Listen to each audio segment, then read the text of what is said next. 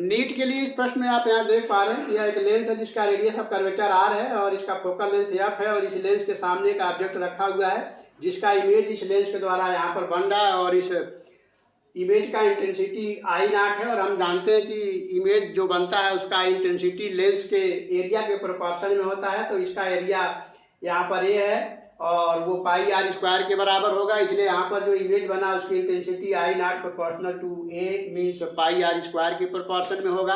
अब प्रश्न ये है कि इस लेंस का सेंट्रल पार्ट r/2 रेडियस का काट के निकाल दिया गया। आप देख पा रहे हैं कि ये लेंस का सेंट्रल पार्ट r/2 रेडियस का काट के निकाल दिया गया। तो ऐसे में उसी ऑब्जेक्ट को इस लेंस के सामने रखा जाए तो अब लेंस के द्वारा जो इमेज बनेगा उसकी इंटेंसिटी पहले के रिस्पेक्ट में क्या होगा, तो पहले के रिस्पेक्ट में इस इमेज की इंटेंसिटी कम हो जाएगी क्योंकि यहाँ पर जो अब लेंस है उसका क्रॉस सेक्शनल एरिया कम हो जाएगा, क्योंकि अब कम एरिया जो है लेंस का होगा और वो रेज को अपने इमेज बनाने के लिए जहाँ पे कन्वर्ज करेगा तो रेज जो है कम जाकर यहाँ पे मिलेंगी, क्योंकि अब बीच में जो पोर्शन खाली है वहाँ से जो रेज है वो सीधे पास हो जाएंगी। इसलिए इमेज अभी भी फुल साइज का बनेगा लेकिन इमेज की इंटेंसिटी कम हो जाएगी। तो आइए देखते हैं यहाँ पर इमेज की इंटेंसिटी कम हो जाएगी तो कितना कम होगा, और ये इमेज की इंटेंसिटी यहाँ पर 3/4 टाइम पहले के इमेज की इंटेंसिटी के बराबर होगा।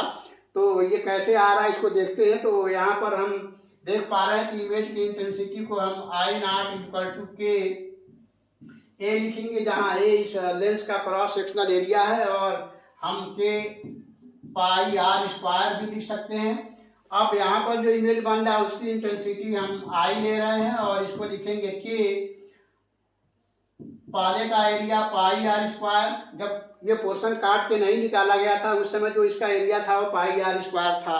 अब r/2 पोर्शन काट के निकाल दिया गया तो अब जो एरिया होगा पाई r/2 का होल स्क्वायर।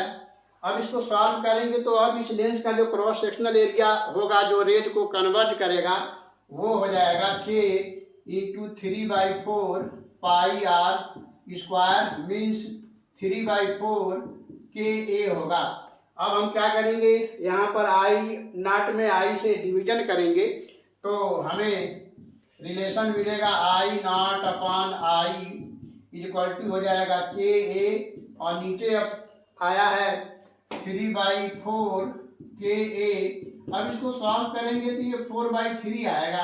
अब यहाँ से क्रॉस मल्टीप्लाई करके हम यहाँ पे जो इमेज बन रहा है उसकी इंटेंसिटी निकाल सकते हैं। तो I इक्वल टू हो जाएगा 3/4 I नॉट। इस प्रकार आप देख रहे हैं कि इमेज की इंटेंसिटी यहाँ पर पहले वाले इमेज के रिस्पेक्ट में 3/4 टाइम हो जा रहा है, यानी यहाँ पर जो इमेज है उसकी इंटेंसिटी पहले वाले इमेज से कम हो जा रहा है। तो इस तरह के क्वेश्चन जनरली नीट के एग्जाम में पूछे जाते हैं। तो हम समझते हैं क्वेश्चन का एक्सप्लेनेशन काफ़ी अच्छे से आप समझ पाए होंगे। तो फिर मिलते हैं नेक्स्ट वीडियो में किसी और क्वेश्चन के साथ, तब तक के लिए थैंक यू।